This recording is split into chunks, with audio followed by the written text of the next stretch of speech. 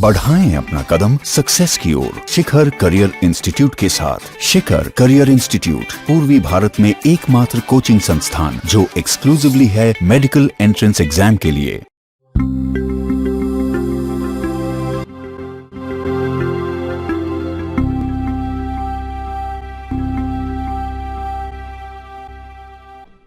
अब जो हम लोग पढ़ने जा रहे हैं वो एक बेहद इंपॉर्टेंट कॉन्सेप्ट है। इस पर बेस बहुत सारे सवाल आपके सामने आ सकते हैं। मैंने पूरी कोशिश की है कि मैं ऐसा समावेश करूं इस कॉन्सेप्ट का कि एक बार ही ये कॉन्सेप्ट पढ़ने पर आपके दिमाग में ये फ्रेम सेट हो जाए कि कब आपको कैसे प्रोसीड करना है। क्योंकि फिजिक्स में कॉन्सेप्ट्स के अलावा प्रॉब्लम सॉल्विंग अप्रोच भी काफी मायने रखता है, जो एग्जामिनेशन हॉल में तुरंत आपके सवालों को सॉल्व करने में आपकी मदद करेगा। तो यहाँ जो सवाल है कुछ ऐसा है कि दो चार्जेस रहेंगे आपके सामने। मैं यहां बना दूं, मान लीजिए कि दो चार्जेस है, एक Q1 है और कुछ सेपरेशन पर कोई चार्ज है Q2, और मान लीजिए दोनों के बीच का सेपरेशन है स्मॉल d, और आपसे पूछा जाए, दो पॉइंट चार्जेस हमने रखा है, और आपसे पूछा जाए कि लोकेशन बताइए न्यूट्रल पॉइंट का। न्यूट्रल पॉइंट नाम के हिसाब से ही ऐसा पॉइंट होता है जहां पर नेट इलेक्ट्रिक फील्ड और नेट इलेक्ट्रिक फोर्स हमेशा क्या हो जाए, जीरो। ये लिखा हुआ है। जो अगले पार्ट में पूछा गया है वो ये पूछा गया है कि दो चार्जेस के हिसाब से आपने जब न्यूट्रल पॉइंट निकाल लिया तो आपको बताना है कि उस न्यूट्रल पॉइंट पर हम कौन सा चार्ज रखें ताकि वो चार्ज खुद इक्विलिब्रियम में रहे। Find the charge that can be kept on neutral point so that the charge itself remains at equilibrium. वो चार्ज खुद इक्विलिब्रियम में रहे। दूसरा पार्ट है दो पॉइंट चार्जेस के हिसाब से आपने जो न्यूट्रल पॉइंट निकाला है उस न्यूट्रल पॉइंट पर हम कौन सा तीसरा चार्ज रखें ताकि वो चार्ज ही नहीं बल्कि पूरा सिस्टम इक्विलिब्रियम में रहे। The entire system remains at equilibrium. मैं सवाल को दोबारा दोहरा दूं कि सबसे पहले दो पॉइंट चार्जेस के हिसाब से आपको न्यूट्रल पॉइंट निकालना है। न्यूट्रल पॉइंट का मतलब ऐसा पॉइंट जहां पर नेट फील्ड और नेट फोर्स जीरो हो जाए। उसके बाद आपको बताना है कि उस न्यूट्रल पॉइंट पर हम कौन सा चार्ज रखें ताकि वो चार्ज इक्विलिब्रियम में रहे, और उसके बाद बताना है कि उस न्यूट्रल पॉइंट पर हम कौन सा चार्ज रखें ताकि पूरा सिस्टम ही इक्विलिब्रियम में हो जाए। तो हम प्रोसीड करते हैं। इसको हम दो केस में पढ़ेंगे। एक पढ़ेंगे फॉर सिमिलर चार्जेस, यानी दोनों ही चार्जेस या तो प्लस प्लस रहे या फिर माइनस माइनस। और चलिए हम बीच में कहीं आइडेंटिफाई करते हैं। हम ना पॉइंट सिलेक्ट करते हैं। मान लीजिए हम यहां कोई पॉइंट सिलेक्ट कर रहे हैं। इस Q1 की वजह से क्या होगा, इस Q1 की वजह से जो फील्ड होगा वो मानते हैं कि पॉजिटिव है, तो ये रिपल्सिव आउटवर्ड। इस Q2 की वजह से भी रेडियली आउटवर्ड यानी रिपल्सिव, ऐसा हो सकता है। हम बाहर कोई पॉइंट चुनते हैं, हम यहां बाहर कोई पॉइंट चुनते हैं। इस Q1 की वजह से रेडियली आउटवर्ड रिपल्सिव E1 हो जाएगा। इस Q2 की वजह से भी रेडियली आउटवर्ड E2 हो जाएगा। आप गौर कर सकते हैं यहां अंदर में दोनों का जो डायरेक्शन है वो अलग अलग है, और यहां पर जो दोनों का डायरेक्शन है वो सेम। क्यों? क्योंकि यहां Q1 की वजह से रिपल्सिव रेडियली आउटवर्ड, Q2 की वजह से repulsive radially outward, E1 E2 का डायरेक्शन अपोजिट, और बाहर हम चले आते हैं। तो आप गौर कर सकते हैं कि इस पॉइंट पर E1 रेडियली आउटवर्ड होगा और E2 भी रेडियली आउटवर्ड, दोनों सेम डायरेक्शन है। अब यहां कहीं दो पॉइंट चुनते हैं। इस पॉइंट पर इस Q2 की वजह से E2 रेडियली आउटवर्ड और इस Q1 की वजह से E1 भी रेडियली आउटवर्ड। यहां भी आप देखते हैं कि सेम ही डायरेक्शन है। मतलब हम ऐसा कह सकते हैं ना कि इस बाहर वाले पॉइंट पर कभी E नेट जीरो हो पाएगा क्या? नहीं हो पाएगा।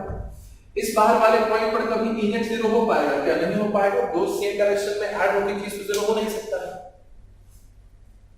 अब यहां अगर माइनस माइनस भी रहता तो इमेजिन कर सकते हैं माइनस माइनस रहता तो ये भी खींचता ये भी खींचता, दोनों ही अपोजिट होता। माइनस माइनस रहता इस बार दोनों ही अपनी तरफ ऐसा खींचता, ये भी लेफ्ट की तरफ खींचता, राइट की तरफ खींचता, Q2 भी राइट की तरफ खींचता, तो ऐड होकर जीरो नहीं होता। इस पॉइंट को देखें तो Q2 भी खींचेगा, Q1 भी खींचेगा, दोनों खींचेगा तो दोनों का इलेक्ट्रिक फील्ड सेम डायरेक्शन में होगा। तो कह सकते हैं कि ई नेट जीरो नहीं हो पाएगा। यानी कंक्लूजन पे हम आ सकते हैं कि ई नेट अगर जीरो होगा भी तो कहां जीरो हो सकता है, अंदर की बाहर। तो आपका जवाब होगा कि E net can be zero, E net will be equal to zero at inside point। किसी अंदर वाले पॉइंट पर ही ई नेट जीरो हो सकता है, बाहर वाले पॉइंट पर जीरो नहीं होगा।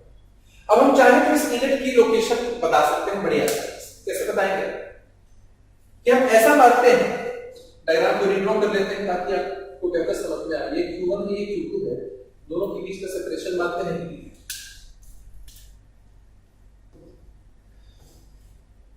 यहां कहीं कोई पॉइंट हम मानते हैं इससे दूरी x है, इसकी पॉइंट का, तो यहां से दूरी कितनी हो जाएगी d माइनस x, और इस पॉइंट पर ई नेट जीरो है। हम ऐसा मानते हैं एट पॉइंट p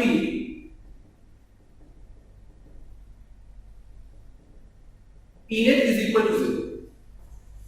यानी अगर इसकी वजह से अगर E1 इस तरफ होगा राइट की तरफ, रेडियली आउटवर्ड, तो इसकी वजह से इस तरफ होगा। दोनों कैंसिल कब होगा? जब दोनों इक्वल अपोजिट हो जाए, यानी E1 का मैग्नीट्यूड E2 के बराबर ही हो जाए। E1 को लिखा जा सकता है KQ1, और दूरी हम क्या मानते हैं? दूरी हम मानते हैं x, यानी KQ1 by x का square. This will be equal to E2 के लिए KQ2, और इस Q2 से इसकी दूरी कितनी है? d माइनस x है कि नहीं? जवाब होगा हाँ, d माइनस x है। यहां से k कट ही जाता है, हम लिख सकते हैं d माइनस x ऊपर ले जाए बाई x, और इस Q2 बाई Q1 को यहां लिख दें, और फिर इसका अंडर रूट कर लें। फिर इसका हम क्या कर लें? अंडर रूट कर लें, यानी d minus x by x will be equal to under root Q2 by Q1। तो अगर Q2 Q1 दिया रहेगा तो x का वैल्यू हम आसानी से निकाल सकते हैं। हम एग्जांपल में करके भी देखेंगे। तो हमने यहां किया क्या है, देखा है कि बीच वाले किसी पॉइंट पर ही न्यूट्रल पॉइंट होगा, वहां इलेक्ट्रिक फील्ड भी जीरो होगा, फोर्स भी जीरो हो जाएगा। और यहां हमने माना है कि इधर Q1 से दूरी x है, तो Q2 से दूरी d माइनस x है। वहां से हम इस पॉइंट के ऊपर ई नेट निकाला, ई नेट जीरो माना है हमने, तो E1 बराबर E2 होगा, क्योंकि कैंसिल होने के लिए इक्वल अपोजिट होना बहुत जरूरी है। तो पहले पार्ट का तो हमने आंसर निकाल लिया, यहां से हम बड़ी आसानी से x को सॉल्व करके निकाल सकते हैं। उसके बाद पार्ट बी में हमसे पूछा गया है कि इस इक्विलिब्रियम पॉइंट पर हम कौन सा चार्ज रखें ताकि वो चार्ज ही इसमें हो, इक्विलिब्रियम में हो जाए। बहुत ही आसान है सवाल ये। उसके बाद वाले में तो थोड़ा दिमाग में लगाना पड़ेगा। ये सेकंड वाले का, ये मान लीजिए पहला सवाल है, ये हमारा दूसरा सवाल है। तो सेकंड वाले सवाल में एक पार्ट है,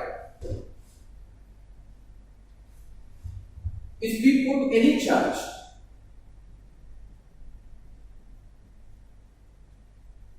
at neutral point, neutral point पर हम कोई भी चार्ज पुट करेंगे तो न्यूट्रल पॉइंट पर हम जानते हैं कि ई नेट क्या है? जीरो है। ई नेट जीरो है। दिस इंप्लाइज कि जो एफ नेट होगा, जिसको हम कह सकते हैं Q टाइम्स ई नेट, वो भी क्या हो जाएगा? जीरो। मतलब अगर हम कोई भी चार्ज पुट करते हैं न्यूट्रल पॉइंट पर, तो वहां ई नेट हम जानते हैं कि जीरो है, इसका मतलब एफ नेट भी क्या हो जाना? जीरो। तो अब आप दुनिया में कोई सा भी चार्ज वहां उठा के पुट कर देंगे तो निश्चित रूप से वो चार्ज किस में रहेगा? इक्विलिब्रियम में ही रहेगा। तो हम कह सकते हैं कि चार्ज का कोई भी वैल्यू पॉसिबल है। If you put any charge at neutral point, E net zero, F net zero, so charge will be in equilibrium for any value. Charge equilibrium में रहेगा किसी भी वैल्यू के लिए। तो ये हमने इसके ए पार्ट का आंसर बता दिया। बी पार्ट में हमसे पूछा गया है कि पूरा सिस्टम इक्विलिब्रियम में रहना चाहिए, हम उसको कैसे आइडेंटिफाई करेंगे? तो हम उसको भी आइडेंटिफाई कर सकते हैं, हम जस्ट अभी सीखेंगे उसको। अभी हमने अपने कॉन्सेप्ट में सीखा था कि कैसे दो सिमिलर चार्जेस थे तो उनके बीच हमने न्यूट्रल पॉइंट निकाला था, और जो दूसरा वाला पार्ट था हमारे सवाल का, उसमें ए और बी पार्ट था। ए पार्ट में पूछा गया था कि उस न्यूट्रल पॉइंट पर हम कौन सा चार्ज रखें ताकि वो चार्ज ही इक्विलिब्रियम में रहे। आंसर ये आया था कि न्यूट्रल पॉइंट पर चूंकि नेट इलेक्ट्रिक फील्ड जीरो होता है, इसलिए आप दुनिया में कोई भी चार्ज न्यूट्रल पॉइंट पर रखते हैं तो उस पर नेट फोर्स 0 होगा, यानी कि वो charge irrespective of its value हमेशा ही इक्विलिब्रियम में रहेगा। दूसरा जो पार्ट है बी पार्ट, वो काफी इंटरेस्टिंग है। बी पार्ट में ये पूछा गया था कि कौन सा चार्ज हम रखें उस न्यूट्रल पॉइंट पर ताकि पूरा सिस्टम इक्विलिब्रियम में रहे। तो अब हम उसे एक्सप्लोर करने चल रहे हैं। हमारे पास डाटा था कि Q1 Q2 दो चार्ज था, दोनों सिमिलर नेचर का था। T पॉइंट पे हमें न्यूट्रल पॉइंट मिला था। T पॉइंट की लोकेशन में हमने देखा था कि E1 बराबर E2 किया गया था, यानी k Q1 बाई x का स्क्वायर बराबर k Q2 by d minus x का स्क्वायर था, यानी k और k काट दिया जाए तो d minus x by x बराबर under root Q2 by Q1। ये हमने पहले देख लिया। अब यहां ये है कि हम इस P पॉइंट पर कौन सा चार्ज रखें ताकि ये पूरा सिस्टम इक्विलिब्रियम में रहे। तो मान लीजिए कि हम इस P पॉइंट पर कोई Q चार्ज रखते हैं ताकि पूरा सिस्टम इक्विलिब्रियम में रहे। हम समझ सकते हैं एक बार, for system to be in equilibrium, कोई सिस्टम इक्विलिब्रियम में रहे, इसका मतलब उस सिस्टम के सारे कंपोनेंट्स इक्विलिब्रियम में होने चाहिए, उन पर नेट फोर्स 0 होना चाहिए। ये पूरा सिस्टम इक्विलिब्रियम में है, इसके लिए क्या जरूरी है कि Q1 Q Q2 ये सब का सब इक्विलिब्रियम में रहे। For system to be in equilibrium Q1, Q2 and Q should be in equilibrium, should be in equilibrium, ये इक्विलिब्रियम होना चाहिए। अब ये है कि हम बारी बारी एक्सप्लोर करके देख सकते हैं। अगर आप Q को इक्विलिब्रियम में लेते हैं, यानी इसके फोर्स और इसके द्वारा फोर्स दोनों को इक्वेट करते हैं, तो फिर वही चीज चला आएगा। आप Q की वैल्यू को नहीं निकाल पाएंगे।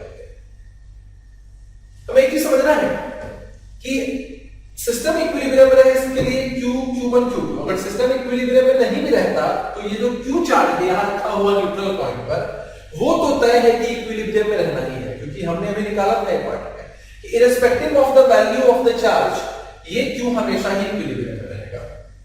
तो सिस्टम के लिए हम एक बार Q1 और Q2 पर चेक कर सकते हैं। अब यहां एक चीज लिख सकते हैं कि F net on Q1 should be equal to 0. F net on Q1 should be equal to 0.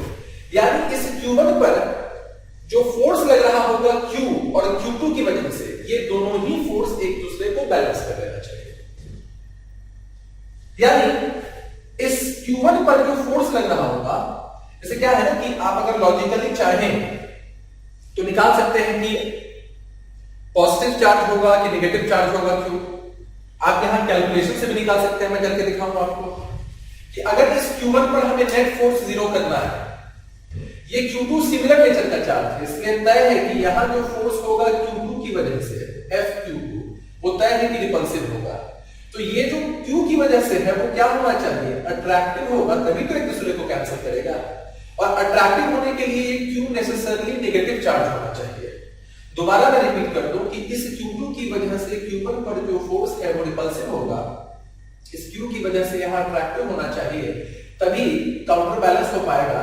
अगर Q1 और Q के बीच अट्रैक्टिव फोर्स है और Q1 पॉजिटिव नेचर का है, तो necessarily small q negative nature का होगा। अब यहां से भी इक्वेट करके देख सकते हैं F net on Q1, तो Q1 पर जो फोर्स होगा वो Q2 की वजह से भी होगा और Q की वजह से भी होगा।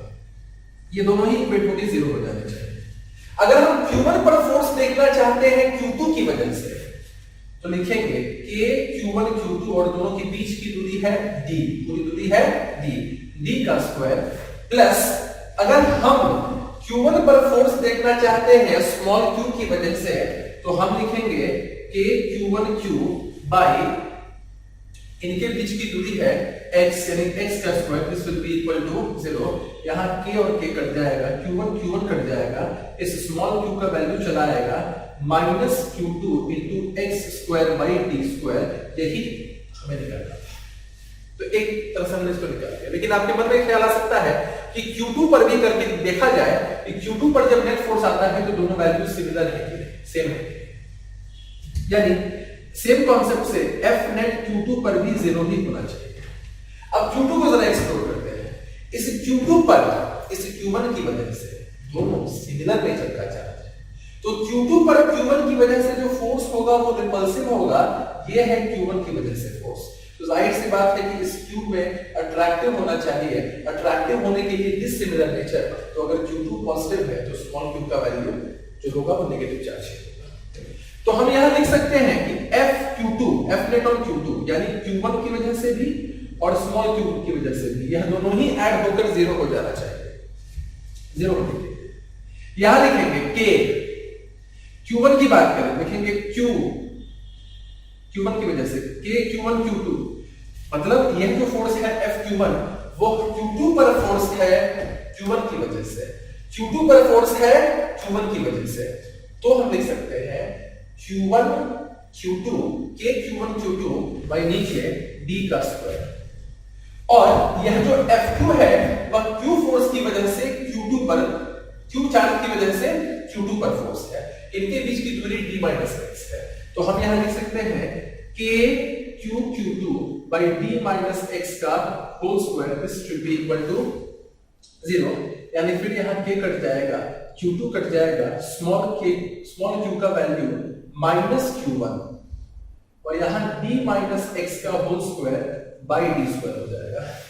तो ये दोनों ही वैल्यूज सेम है। आपके मन में ख्याल आ सकता है कि दोनों वैल्यू सेम है, सेम है ही। यहां से आप क्या लिख सकते हैं, यहां से आप लिख सकते हैं Q1 इंटू, इन दोनों को मल्टीप्लाई करते हैं, Q1 into d minus x का स्क्वायर बराबर Q2 इंटू x का स्क्वायर होगा। Q1 into d minus x का स्क्वायर बराबर Q2 इंटू x का स्क्वायर होगा। यहां आप चेक कर सकते हैं कि ऊपर Q2x स्क्वायर है, Q2x स्क्वायर, और यहां पर है Q1 d माइनस x का स्क्वायर। माइनस माइनस साइन है ही, डिनोमिनेटर सेम है ही, न्यूमरेटर भी सेम हो गया, तो दोनों ही सेम है, दोनों में से किसी तरीके से आप निकाल सकते हैं। तो इस कॉन्सेप्ट में हमने सीखा कि अगर चार्जेस सिमिलर नेचर के हैं, जो न्यूट्रल पॉइंट होगा वो नेसेसरली दोनों के बीच में होगा, उसका लोकेशन निकालना हमने सीखा। उसके बाद हमने सीखा कि उस न्यूट्रल पॉइंट पर अगर कोई चार्ज रख दिया जाए, चाहे उसकी वैल्यू कुछ भी हो, वो चार्ज इक्विलिब्रियम में रहेगा, क्योंकि उस जगह पर नेट इलेक्ट्रिक फील्ड जीरो है, तो नेट इलेक्ट्रिक फोर्स भी जीरो ही होगा। लेकिन सिर्फ एक केस पॉसिबल है कि पूरा सिस्टम इक्विलिब्रियम में रहे। सिस्टम इक्विलिब्रियम में रहे इसका मतलब Q1 Q2 Q सब इक्विलिब्रियम में होना चाहिए। फिर नेट फोर्स जब Q1 या Q2 पर इक्वेट करेंगे, उसको जीरो करेंगे, तो हमारे पास एक आंसर चला आएगा। आप खूब अच्छे से इसको प्रैक्टिस कर पाए तो एक मैं सवाल देता हूं कि गिवन है Q1 स्मॉल Q1 का वैल्यू 16, Q2 का वैल्यू 4 माइक्रोकूलम, दोनों के बीच का सेपरेशन है 10 मीटर। तो आपको फाइंड करना है लोकेशन ऑफ न्यूट्रल पॉइंट और स्मॉल q का वैल्यू कितना होगा, ताकि ये पूरा सिस्टम इक्विलिब्रियम में रह पाए। ये पूरा डाटा मैंने पूरा ये फ्रेम करके आपको सिखाया है, ताकि अब जब कोई भी सवाल आए तो दो तरह के सवाल हो सकते हैं, सिमिलर नेचर का चार्जेस या डिसिमिलर नेचर का चार्जेस। तो हमने पहले पार्ट में सिमिलर नेचर सीख लिया है, तो बस आप उस डाटा को उस कॉन्सेप्ट में पुट करेंगे और आपके पास आंसर आ जाएगा।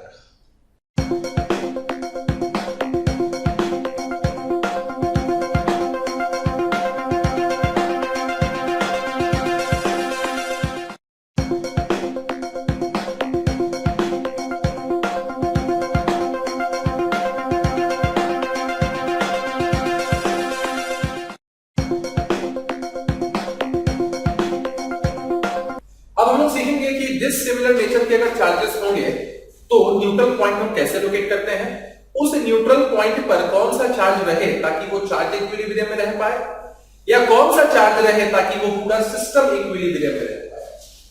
तो इसके लिए हम लोग दो पॉइंट चार्ज लेते हैं Q1 और Q2। Q1 पॉजिटिव है, Q2 नेगेटिव है, इनके बीच हम एक पॉइंट P सेलेक्ट करते हैं। इस P पॉइंट की वजह से, इस P पॉइंट पर Q1 की वजह से रेडियली आउटवर्ड होगा इलेक्ट्रिक फील्ड E1, आप देख सकते हैं। इस Q2 की वजह से जो कि नेगेटिव चार्ज है वो खींचेगा, अपनी तरफ अट्रैक्ट करेगा, यानी ये जो E2 है ये उसी की तरफ होगा।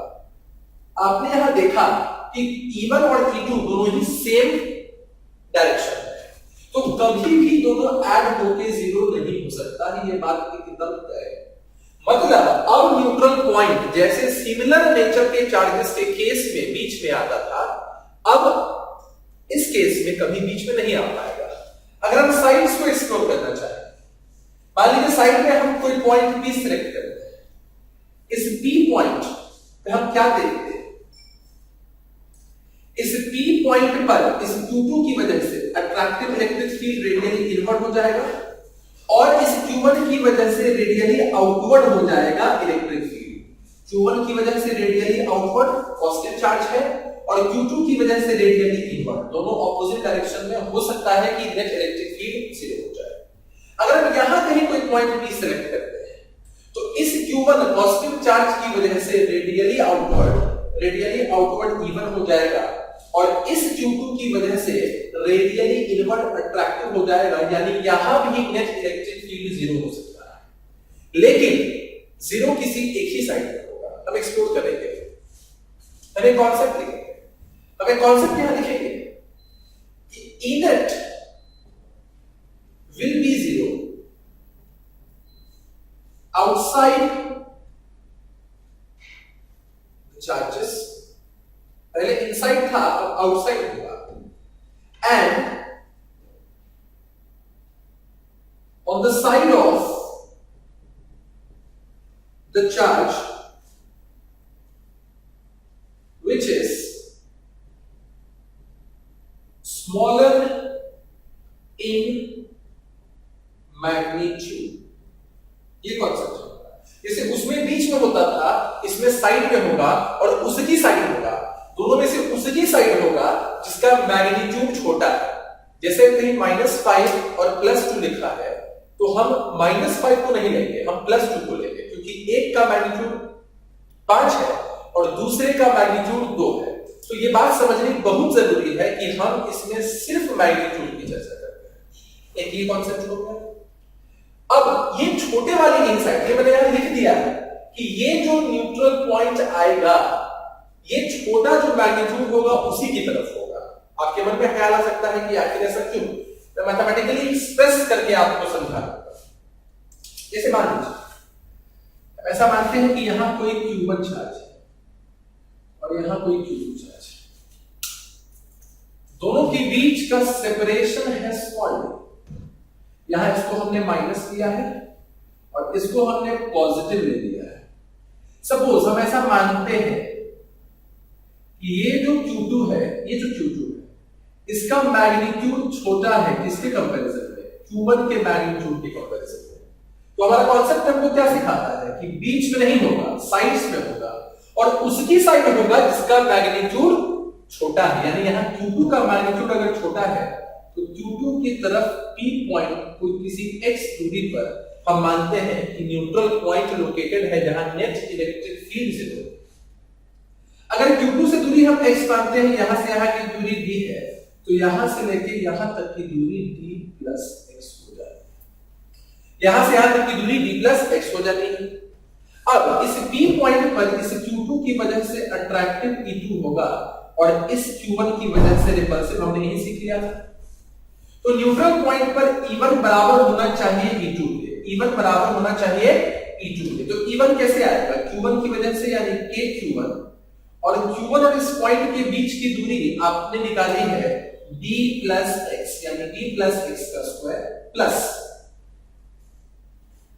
यहां से इक्वेट करें, इज इक्वल टू, अगर हम E2 की बात करें, ये जो E2 की अगर हम बात करेंगे तो E2 K Q2 बाय इनके बीच की दूरी सिर्फ x है तो x का स्क्वायर हो जाएगा। ये स्मॉल के कट ही जाना है तो हमारे पास एक रिजल्ट आ जाएगा d प्लस x को ऊपर ले जाते हैं by x will be equal to under root Q1 by Q2। यहां से हम बड़ी आसानी से सॉल्व करके निकाल सकते हैं स्मॉल x की वैल्यू। तो यहां हमने ये सीख लिया। अब हम अपने सेकंड नंबर जो क्वेश्चन है उसके ए पार्ट पे चलते हैं। फिर उसका भी जवाब वही होगा जैसे हमने सिमिलर नेचर के लिए सीखा था कि एट न्यूट्रल पॉइंट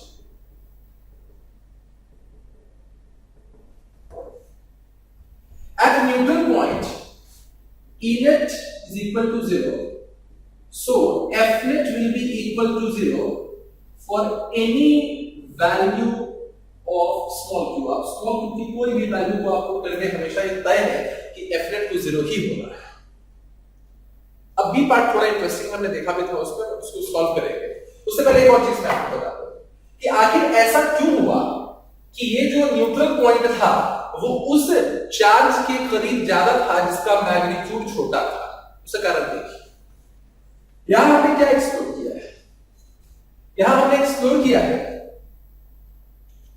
कि Q1 by d plus x का whole square will be equal to Q2 by x का स्क्वायर।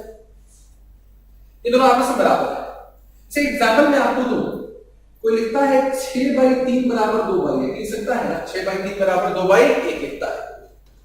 मतलब कि किसी बड़े चार्ज को या किसी बड़े वैल्यू को हम बड़े ही वैल्यू से डिवाइड करते हैं। 6 2 के कंपैरिजन में बड़ा है, 3 1 के कंपैरिजन में बड़ा है। यानी हम अगर किसी बड़े वैल्यू को बड़े ही वैल्यू से डिवाइड करें तो किसके बराबर हो जाएगा, छोटे वैल्यू को छोटे वैल्यू से डिवाइड करें। यानी अगर हमने Q2 जो कि छोटा था मैग्नीट्यूड में उसकी तरफ लिया तो क्या होगा, x बड़ा कि d प्लस x बड़ा, आपका जवाब होगा कि d प्लस x बड़ा है। तो अगर Q2 छोटा रहेगा तभी ना छोटे को छोटे से डिवाइड करेंगे, बड़े को बड़े से डिवाइड करेंगे, बड़े को बड़े से किया, छोटे को छोटे से किया, तभी दोनों सेम आ गया ना। अगर कोई गलती से ये मान ले कि Q1 की तरफ होगा न्यूट्रल पॉइंट, तब तो Q1 को हम डिवाइड करेंगे किसी किसी बड़े चीज को छोटे चीज से डिवाइड करेंगे। मतलब अगर कहीं लिखते हैं हम कि हम किसी बड़े चीज को छोटे चीज से डिवाइड कर देंगे और इसको इक्वेट करना चाहेंगे छोटे चीज को हम बड़े चीज से डिवाइड करते हैं, तो क्या ये कभी आ पाएगा? ये कभी नहीं आ पाएगा, क्योंकि आपने जब बड़े को छोटे से डिवाइड किया तो एक रिजल्ट आया, और छोटे को बड़े से डिवाइड किया तो और छोटा आ गया, तो दोनों कभी इक्वेट हो ही नहीं सकता है। तो आपको अपने दिमाग में सेट करने की जरूरत है, जब हम बड़े को बड़े से डिवाइड करते हैं वो छोटे से छोटे के बराबर आता है, छोटे से छोटे का डिवीजन। उसी तरह से Q1 बड़ा है उसको d plus x के स्क्वायर से हमने डिवाइड किया, Q2 छोटा है उसको हमने x के स्क्वायर से डिवाइड किया, तभी दोनों सेम आ पाया, नहीं तो दोनों सेम नहीं आ पाता। तो एक कंक्लूजन बहुत अच्छा है कि चार्जेस अगर डिसिमिलर नेचर के हैं तो न्यूट्रल पॉइंट बाहर होगा और उस चार्ज के करीब होगा जिसका मैग्नीट्यूड छोटा है। हम लोग अब बी पार्ट के सॉल्यूशन की तरफ बढ़ते हैं। बी पार्ट में हमसे पूछा गया था कि न्यूट्रल पॉइंट पर हम कौन से चार्ज को रखें ताकि पूरा का पूरा सिस्टम इक्विलिब्रियम में हो। ए पार्ट तो काफी आसान था। ए पार्ट में ये पूछा गया था कि हम न्यूट्रल पॉइंट पर कौन से चार्ज को रखें ताकि वो चार्ज इक्विलिब्रियम में हो। कॉन्सेप्ट बड़ा ही आसान है। न्यूट्रल पॉइंट पर नेट इलेक्ट्रिक फील्ड 0 होता है, जिसकी वजह से नेट इलेक्ट्रिक फोर्स भी 0 होता है। तो आप किसी भी चार्ज को रखिए उस पर फोर्स 0 ही आना है, मतलब वो चार्ज इक्विलिब्रियम में ही रहेगा। अब हम चले जाते हैं आगे हमको सीखना है कि इस P, जिसे हमने माना था कि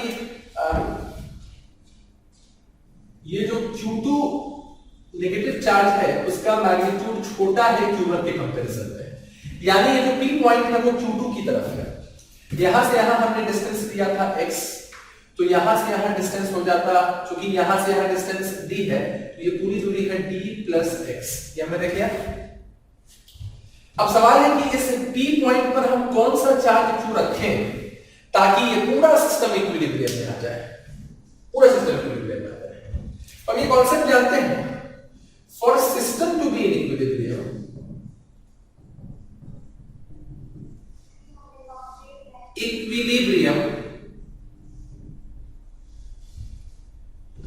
जो नेट फोर्स है F net on Q1, Q2 and small q should be 0। हर किसी पर 0 होना चाहिए, ये टोटल फोर्स है। क्योंकि एक बात बहुत साफ है कि स्मॉल q पर तो नेट फोर्स 0 होना ही है, वो तो न्यूट्रल ही पॉइंट है। आप स्मॉल q की बजाय कुछ भी पुट कर दें उसको 0 होना है।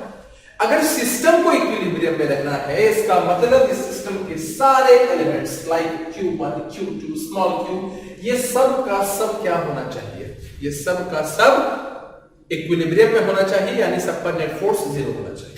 हम एक्सप्लोर करते हैं।